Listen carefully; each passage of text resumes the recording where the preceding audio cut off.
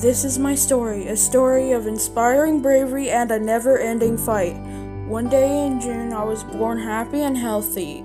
But what nobody realized is that I would be fighting for answers for 16 years after my first symptom, and that I would suffer immensely while being brave and not giving up, no matter how many problems are thrown my way. At 3, my teachers deemed me developmentally delayed. But that was far from what would happen next. When I was 4 years old, my bio dad threw me across the living room, causing me to hit the top of my head on the ceiling and the back of my head on the wall, and I slid down. I didn't get checked out because I was too scared to tell anyone, because my bio dad said if I told anyone, he would end my life. To those wondering, I'm just speaking from experience. What happened to me whenever I was 4 happened so long ago. My memories may not be very accurate. I do know for sure that I was thrown and that I did hit the top of my head on something and the back of my head on something. That I know for sure. My biological dad has a history of doing the most unimaginable and hurtful and inappropriate things to me and my mom both. What my biological dad did to us is so bad that I can't talk about that on YouTube. Sometime after I was thrown across the living room by my bio dad, I noticed that my coordination wasn't as good as it was before. When I turned 5, I started kindergarten and was also diagnosed with ADHD, but when I turned 6, I had to start kindergarten all over again because my grades were low. I wasn't ever able to be successfully potty trained until I was 6 years old. When I turned 7, I started having migraines and was eventually diagnosed with glaucoma. But treating the glaucoma didn't help it. At around 8, 9, and 10 years old, I was bullied and picked on for not being normal. I had trouble fitting in. Around 10 years old, I went to summer camp for the first time.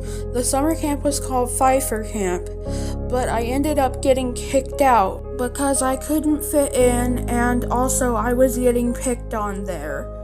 And the next thing that I heard the camp counselor / camp manager say was, "Muriel, you have special needs." And that broke my heart after I was told what having special needs meant.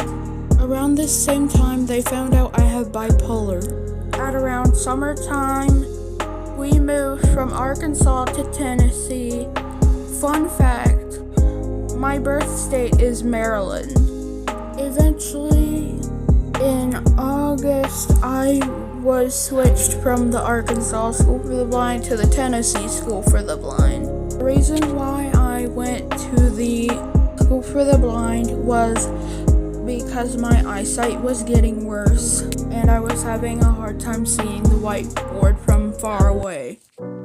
In 2015, I had something devastating happen to me.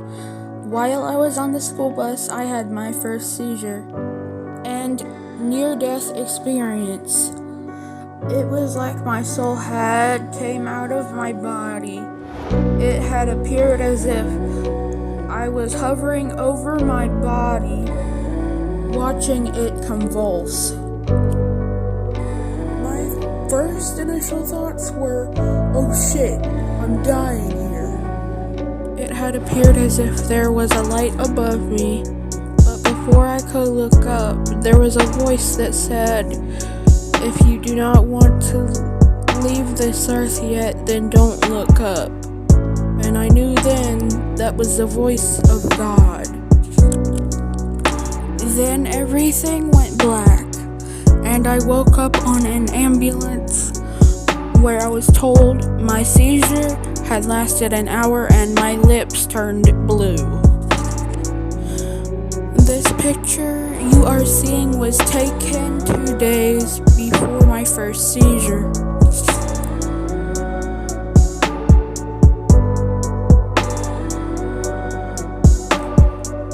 The seizures kept happening, so in October I had my first EEG and MRI. All tests, including blood tests, came back inconclusive.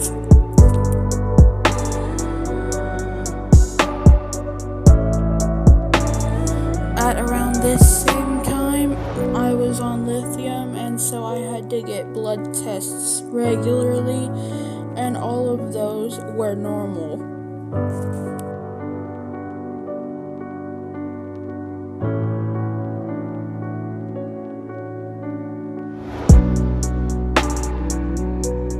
My seizures were so bad that I had to start wearing a harness on the school bus. In 2015,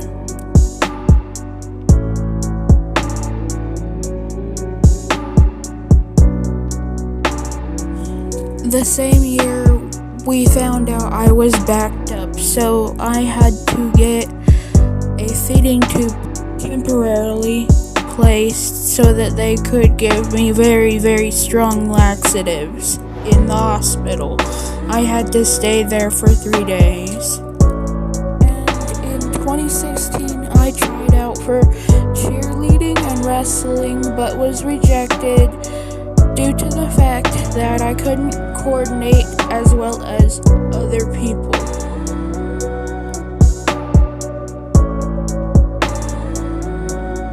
Because of my seizures, I have had so many ambulance rides in my life, and many, many hospital visits. I have also been to many mental hospitals in my life as well, because of depression from being fake claimed and not having answers. Eventually, I got so tired of it that I nearly unalived myself in 2017. Luckily, I'm still alive, and it was only my ankle that broke. It genuinely felt like I had to fight tooth and nail to survive. Can somebody take this pain? I'm just not the same. Anyways, me and my sisters were taken into DCS custody partly because of it. Now, don't get me wrong, my parents are good parents, and this should have never happened. After all, they weren't the ones picking on me.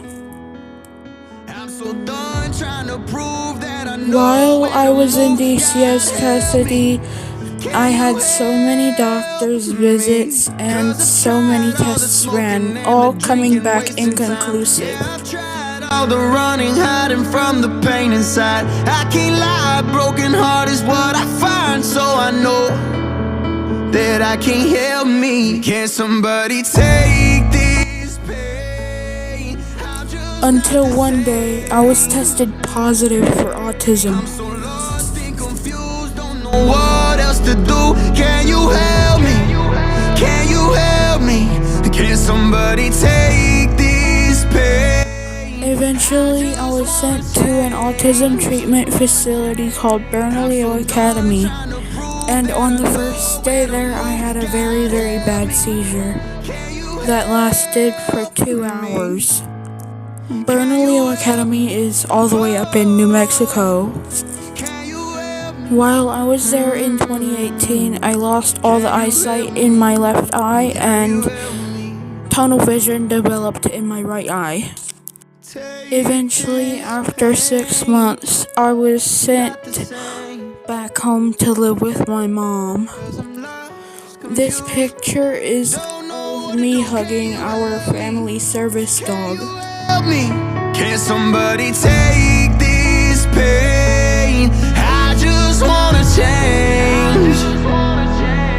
I'm so done trying to prove that I know where to move. God help me. Can you help me?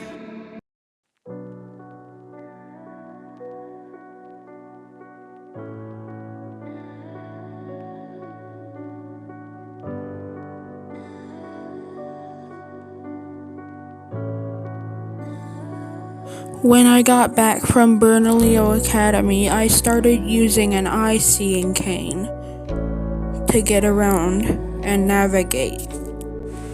Eventually, I did go see my glaucoma specialist, and they did a visual field test to confirm that indeed there was vision loss and that I did develop tunnel vision and did become blind in my left eye.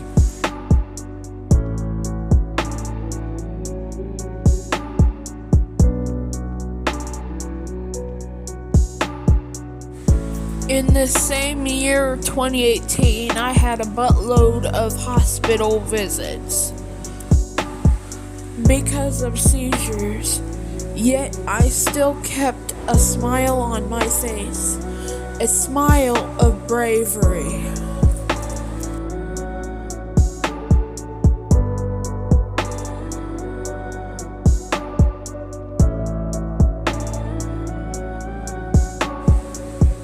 Eventually, I stopped taking lithium for my bipolar, but the tremors did not go away.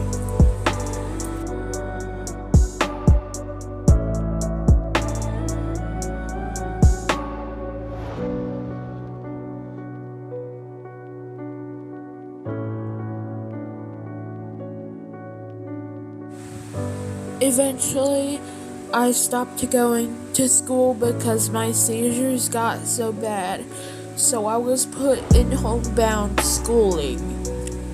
And it became harder to pass tests until eventually it was like I couldn't pass them at all. I was having an even harder time retaining certain pieces of information.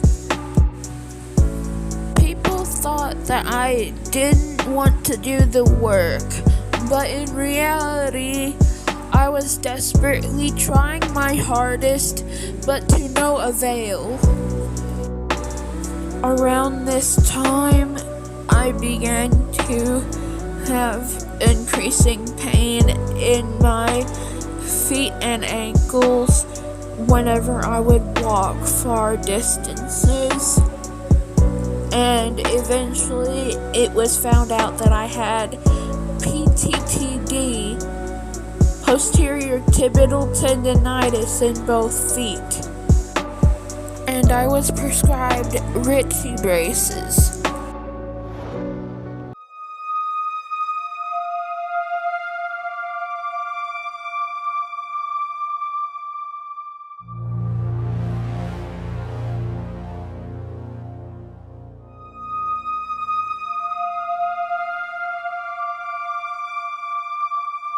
By the year 2021, I began having mild memory issues and would occasionally forget things, including occasionally forgetting what people have said right after they've said it, and would have to ask people to repeat themselves.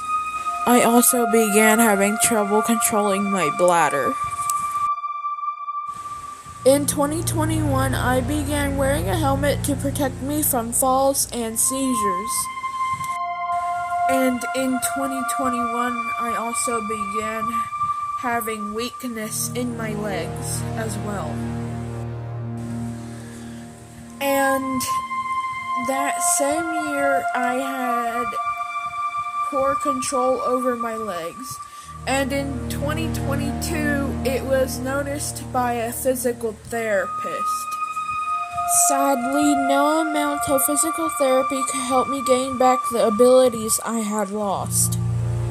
And in 2022, I began having constant pain everywhere that would last 24/7 and would not go away, as well as occasional dystonia-like symptoms.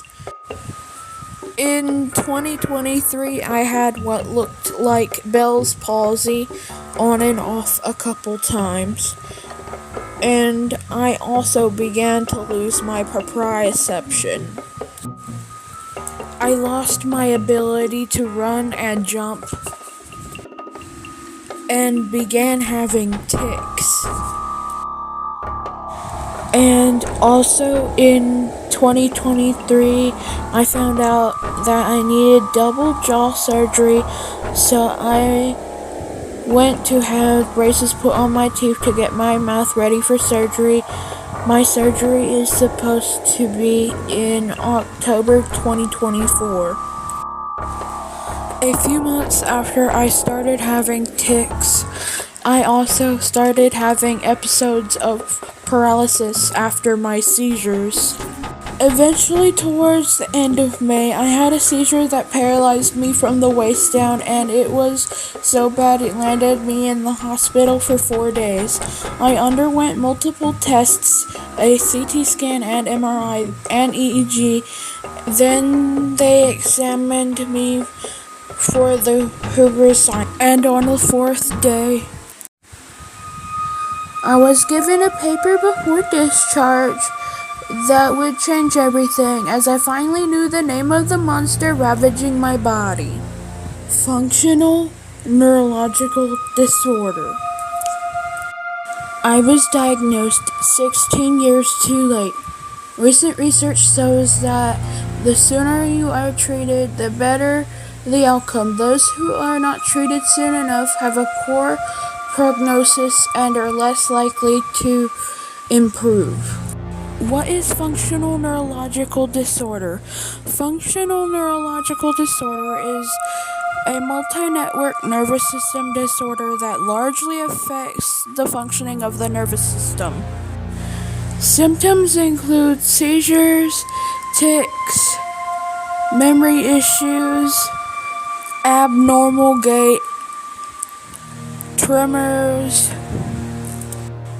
vision issues, or even vision loss, and so much more.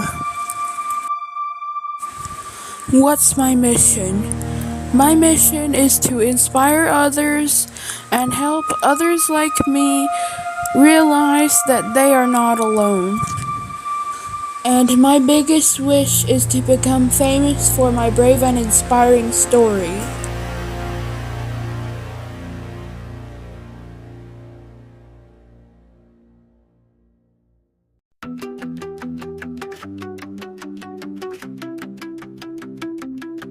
We rise above, stronger every day.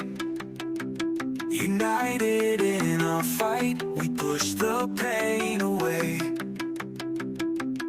Facing fears head on, lifting up our heads.